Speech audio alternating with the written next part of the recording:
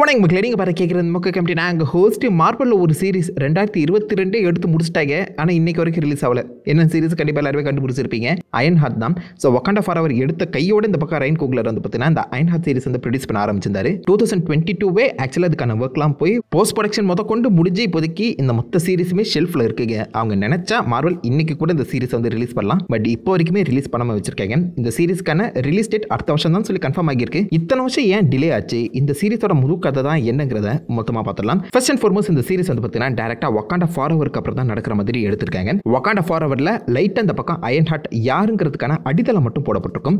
ரீரி Williams MITல படிச்சுட்டு இருப்பான். அவள் தான் வைப்ரேனியம் மெட்டலை கண்டுபிடிக்கக்கூடிய அந்த ஒரு மிஷினை இன்வென்ட் பண்ணியிருக்கான்னு தெரிஞ்ச உடனே ஷூரி வந்து பார்த்தீங்கன்னா அவளை டேரக்டா இந்த பக்கம் வக்காண்டா கூட்டி போயிடுவா. அந்த இடத்துல ஷூரி மூலியமா இன்னொரு சூட் வந்து பார்த்தீங்கன்னா அவர் ரெடி பண்ற மாதிரி காமிக்கப்பட்டிருக்கும். ஸோ இப்போவே நம்ம ரீரி வில்லியம்ஸ்க்கு ஆக்சுவலாக 2 சூட் வந்து ரிவீல் பண்ணியிருக்காங்க. செகண்ட் சூட் மோஸ்ட்லி வைப்ரேனியமால தான் உருவாக்கப்பட்டிருக்கும் நினைக்கிறேன். அது கொஞ்சம் பல்கா வித்தியாசமாக தான் இருக்கும். பட் அந்த சூட்டை நான் உனக்கு கொடுக்க மாட்டேன்னு சொல்லி ஷூரி அப்படி இந்த பக்கம் ரீரி வில்லியம்ஸை வக்காண்டாலேருந்து துரத்தி அமைச்சிருவா. இப்போதைக்கு திரும்ப நம்ம ரீரி வில்லியம்ஸ் பார்த்தீங்கன்னா அங்கேருந்து கிளம்பி MITல படிக்கிற மாதிரி தான் அந்த மொத்த கதையை முடிஞ்சிருக்கும். ஸோ அங்கிருந்து தான் இந்த கதை ஆரம்பிக்க போகுது.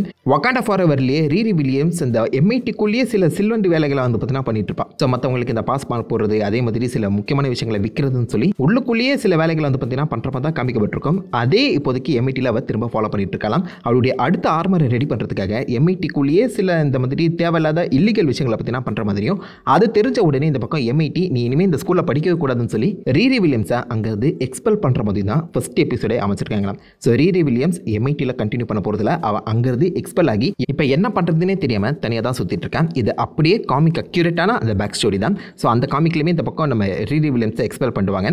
அவன் நம்ம அயன்மேனோட சில ஆர்மரை எடுத்து பட்டி கிளிக் பண்ணி இவளுக்கான அந்த ரீரி வில்லியம்ஸ் ஆர்மரை உருவாக்கியிருப்பான். இவகிட்ட இவ்வளோ நாலேஜ் இருக்கான்னு தெரிஞ்ச உடனே நம்ம அயன்மேன் டோனி ஸ்டார்க்கே ஹோலோகிராம் வடிவத்தில் இந்த பக்கம் நம்ம ரீரி வில்லியம்ஸுக்கு ஹெல்ப் பண்ணுற மாதிரி அந்த கதையை கொண்டு போயிருப்பாங்க. ஸோ டெக்னிக்கலாக காமிக் புக்கில் நீங்கள் பார்த்தீங்கன்னா ரீரி வில்லியம்ஸோட மென்டாராக இருந்து அவருக்கு தேவையான எல்லா வித்தைகளுமே கற்றுக் கொடுத்ததே டோனி ஸ்டார்க் தான். ஸோ டெக்னிக்கலாக டோனி ஸ்டார்க் தான் அயன்மேன் மேண்டிலே இந்த பக்கம் நம்ம அயன் ஹார்ட்டுக்கு கொடுக்குற மாதிரி காமிக்கப்பட்டிருக்கும்.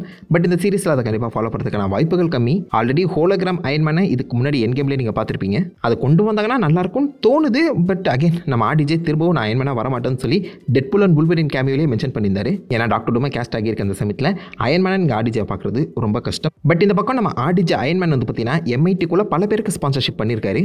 மேபி அயன்மேனோட அந்த டெக்னாலஜி பேஸ் பண்ணி இந்த பக்கம் ரீரி வில்லியம்ஸ் அவளுடைய அடுத்த சூட்டை பில் பண்ணலாம். அதுக்கேற்ற மாதிரி இப்போ லீக்கான அந்த டீசரில் வந்து பார்த்தீங்கன்னா அயன்மேன் மார்க் 39 அப்படிங்கிற ஒரு ஆர்மரை டீஸ் பண்ணியிருக்காங்க. இந்த ஆர்மரை நீங்கள் இதுக்கு முன்னாடி வந்து எந்த ஒரு அயன்மேன் படங்களுமே பார்த்துருக்க முடியாது. அயன்மேன் 3ல லைட்டாக டீஸ் பண்ணியிருப்பாங்க. இது ஒரு ஸ்பேஸ் சூட் மாதிரி இருக்கக்கூடிய ஆர்மர்.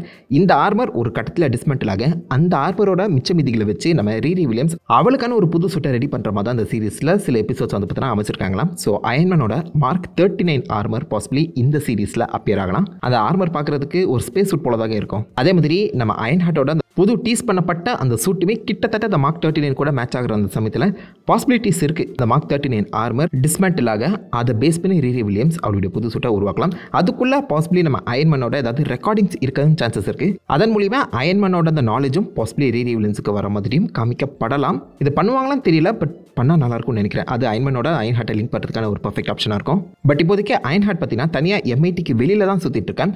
அவளுக்குன்னு சப்போர்ட் தேவை, அவளுக்குன்னு காசு தேவை, அண்ட் அவளுடைய ஆர்மரை பில்ட் பண்ணுறதுக்கு நிறைய பொருட்களும் தேவை. இதை அவளால் தனியாக எடுக்க முடியாதுல்ல. அப்போ தான் இன்னொரு புது கேங்கை இன்ட்ரடியூஸ் பண்ணுறாங்க, த ஹுட் கேங்.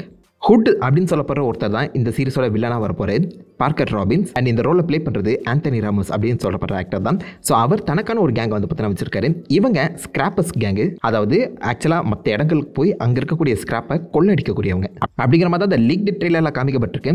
காமிக்லையுமே ஆக்சுவலாக பார்க்கறது வந்து பார்த்தீங்கன்னா ஒரு திருடனாக தான் இருப்பார். அவருடைய தம்பிக்கு ஹெல்ப் பண்ணுறதுக்காக ஒரு கடத்தில் அவன் திருட போக அந்த இடத்துல ஜஸ்ட் ஒரு க்ளோக், ஒரு ஷூ மட்டும் தான் இருக்கும். அந்த ஷூ அவன் தெரியாதனமாக போட்டு எஸ்கேப் ஆக ட்ரை பண்ணும்போது அந்த ஷூலேருந்து மேஜிக் வெளிப்பட்டிருக்கும். அந்த மேஜிக்கை ஹுட் வந்து பார்த்தீங்கன்னா ஆரம்பத்தில் கண்ட்ரோல் பண்ணியிருக்க மாட்டார். தன்னுடைய ஹுட்டை அவர் மூச்சடக்கிறது மூலிமா இன்விசிபிளாக மாறின உடனே தான் இதுக்குள்ளே மேஜிக் இருக்குங்கிற விஷயமே அவருக்கு தெரிய வந்திருக்கும். அண்ட் ஆக்சுவலாக இதுக்குள்ளே அடங்கியிருக்க மேஜிக் டொர்மாமோட சேனல் பண்ணப்பட்ட மேஜிக். ஸோ டெக்னிக்கலாக இந்த மேஜிக் ஐட்டம்ஸை யூஸ் பண்ணி நம்ம ஹுட்டால் டொர்மாமோ கூடயே கனெக்ட் ஆகி பேச முடியும். காமிக்கில் அந்த மாதிரி பேசுகிற மாதிரி எங்கேயுமே காமிக்கப்படலை. ஜஸ்ட் இந்த மேஜிக் ஐட்டம்ஸை யூஸ் பண்ணி அவர் அப்பப்போ சின்ன சின்ன திருட்டு வேலைகள் தான் பண்ணிட்டு இருப்பாரு. இவர் ஒரு டீலிஸ்ட் வில்லன் தான். பட் இப்போதைக்கு அயன் ஹார்ட்டோட மெயின் வில்லனாவே இப்போதைக்கு ஹுட்டை கூட்டு வந்திருக்காங்க. ஸோ இவருக்கு எந்த மாதிரி இந்த ஆர்மர் கிடைக்க போகுதுன்னு தெரியல. மேபி சாங்டம் சாங்டோரமில் இருக்கக்கூடிய அந்த ஹுட்டை ஆட்டிய போட்டிருக்க சான்சஸ் அதிகம். கொள்ளடிக்கிறங்கிற பேரில் டாக்டர் செஞ்சோட இடத்துக்கே போய் கொள்ளடிச்சு வந்திருப்பாரோ, பார்ப்போம்.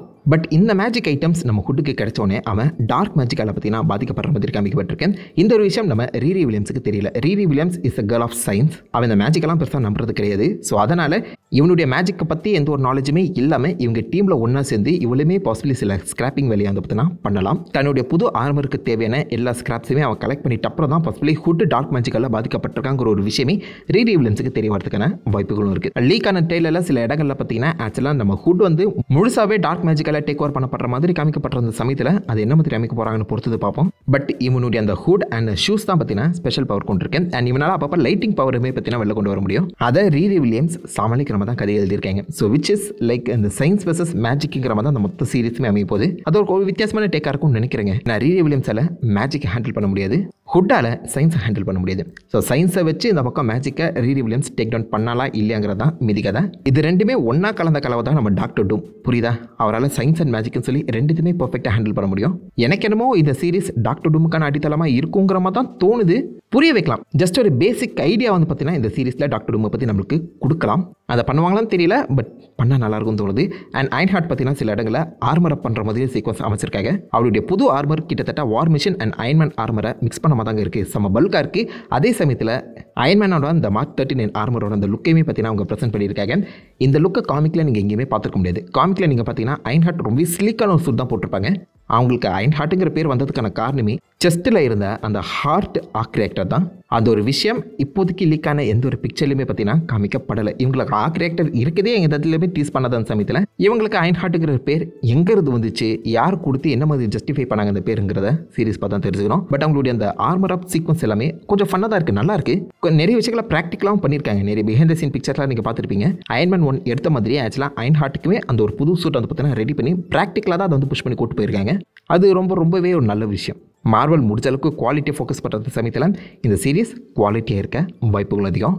பட் இந்த சீரிஸ் கிட்டத்தட்ட 3 வருஷம் கிட்ட டிலே ஆனதுக்கு காரணம் என்னன்னு நீங்கள் கேட்டிங்கன்னா ஆக்சுவலாக ஹாலிவுட் ஸ்ட்ரைக் ஒரு முக்கிய காரணம் சொல்லலாம். போன வருஷமே வந்திருக்க வேண்டிய சீரிஸ் தான். பட் ஹாலிவுட் ஸ்ட்ரைக்கு அப்புறம் நிறைய மாற்றங்கள் மார்வலுக்குள்ளே நடந்துச்சு. ஃபேஸ் 4 ஃபேஸ் 5 அவங்க நினச்ச மாதிரி போகாத அந்த சமயத்தில் முடிஞ்ச அளவுக்கு எல்லா சீரிஸுமே கனெக்ட் பண்ண ட்ரை பண்ணணும், குவாலிட்டியை ப்ரெசென்ட் பண்ணணும்னு சொல்லி இந்த சீரிஸை ஆர்மர் வார்ஸ் கூட கனெக்ட் பண்ணிட்டாங்க. ஆர்மர் வார்ஸுங்கிறது சீரிஸாக இருந்து அதுக்கப்புறம் படமாக மாறப்பட்டுச்சு. ஸோ படமாக மாறுற அந்த சமயத்தில் இந்த சீரிஸ் டேரக்டாக இப்போதைக்கு ஆர்மர் வார்ஸ் கூட தான் லிங்க் ஆகியிருக்கு. ஆர்மர் வார்ஸ்க்கான அந்த ப்ரொடக்ஷன் இன்னும் ஆரம்பிக்கல. பாசிபிளி அடுத்த வருஷம் ஆரம்பித்து மேபி 2026 ஆர்மர் வார்ஸ் வரலாம். டோனி ஸ்டார்க்கோட அந்த டெக்னாலஜி மற்றவங்க ஆட்டை போட்டு கொண்டு போக அதை எப்படி நம்ம ரோட்டி காப்பாற்றுறாங்கிறது தான் மீதி கதை. இந்த இடத்துல நம்ம ரீரி வில்லியம்ஸ் ஆல்ரெடி மார்க் 39 சொல்லப்படுற இந்த டோனி ஸ்டார்க்கோட அந்த ஆர்மரை தான் மாடிஃபை பண்ணி போட்டிருக்காங்க. இதில் ரீரி வில்லியம்ஸ் நல்லவன், பட் இதுவே கெட்டவன் கையில் போயிடுச்சுன்னா ஸோ அந்த ஒரு கனெக்ஷன் இருக்கணும்னு சொல்லி தான் இந்த அயன்ஹார்ட்டை ஆர்மர் வார்ஸ் கூட கனெக்ட் பண்ணியிருக்காங்க. இந்த வருஷமே அயன்ஹார்ட் ரிலீஸ் ஆகி இருந்துச்சுன்னா ஆர்மர் வார்ஸ் போகிறதுக்கு இன்னும் 2 வருஷம் நம்ம வெயிட் பண்ணணும். ஸோ அதில் ஒரு மிகப்பெரிய கேப் விழுந்துடும். அண்ட் கண்டிப்பாக அதுக்கு ஒரு கண்டினியூஷனுமே பார்த்தீங்கன்னா இல்லாமல் போயிடுற அந்த சமயத்தில் தான் இந்த சீரிஸை தூக்கி அடுத்த வருஷம் புஷ் பண்ணியிருக்காங்க. அதனால் ஆர்மர் வார்ஸ் 2026 வரும் பட்சத்தில் அது பெர்ஃபெக்டாக சிங்க் ஆகும். ஆர்மர் வார்ஸே முதல்ல வருமாங்கிறது ஒரு கேள்விக்குறியாக இருக்குது. பாப் ஐகர் நிறைய தேவையில்லாத ப்ராஜெக்ட்ஸ் எல்லாத்தையுமே கட் பண்ணுறதுன்னு சொல்லிட்டு இருக்காரு. ஆர்மர் வார்ஸை கட் பண்ணாரான்னு தெரியல. அண்ட் இப்போ லேட்டஸ்ட்டாக நடந்த காமிக்கா D23லையுமே ஆர்மர் வார்ஸுங்கிற பேரை எங்கேயுமே நமக்கு இன்ஃபெக்ட் இருக்காது. அந்த சமயத்தில் ஆர்மர் வார்ஸே கேள்விக்குறியாக தான் இருக்குது. பட் வருங்கிற ஒரு நம்பிக்கை இருக்குது, பார்ப்போம். இந்த அயன்ஹார்ட் சீரிஸ் என்னை பொறுத்த வரைக்கும் ஓரளவுக்கு குவாலிட்டியாக இருக்கும் போல தான் தோணுது. வக்காண்டா ஃபார்வர்டில் டக்குன்னு இந்த பொண்ணு இஷ்டத்துக்கு ஏகப்பட்ட சூட் வந்து பில்ட் பண்ணுற மாதிரி காமிச்சது சுத்தமாக செட் ஆகலைங்க. இந்த ரீரி வில்லியம்ஸ் கேரக்டரை அப்கமிங் சீரிஸில் என்ன மாதிரி டெவலப் பண்ண போகிறாங்கன்னு பொறுத்தது பார்ப்போம். ஸோ எத்தனை பேர் இப்போதைக்கு அயன்ஹார்ட் சீரிஸ்க்காக காத்துட்ருக்கீங்க? உங்களை தாட்ஸ் உங்களோட வியூஸ் எல்லாத்தையுமே மறக்க வைக்கலாம். பண்ணிட்டு அந்த லைக் பண்ணி தட்டி விடுங்க. நான் உங்களை நல்ல ராசமான வீடியோவில் மீட் பண்ணுறேன். இருக்கும் ஹேஃப் அண்ட் கைஸ் வாட்டா.